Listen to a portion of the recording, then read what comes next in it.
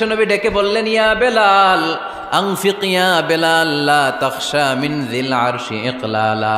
ও বেলাল, আল্লাহর রাস্তায় দান করো, কারণ আমার আল্লাহর ধনভাণ্ডারের কমতি নাই। সাইয়েদনা বেলাল রাদিয়াল্লাহু তাআলা আনহু সবচেয়ে গরিব। শুনতেছেন? বুঝতেছেন? সবচেয়ে গরিব। ডাউন পার্টটা ঢাকার মতো একটা গার্মেন্ট ছিল, একটা কাপড়, এটা পেঁচায় আসতো, নামাজ পড়তো। গায়ে রাখার মতো কোনো জামা নাই, আর খাবার দাবার টাকা পয়সা বলতে নাই।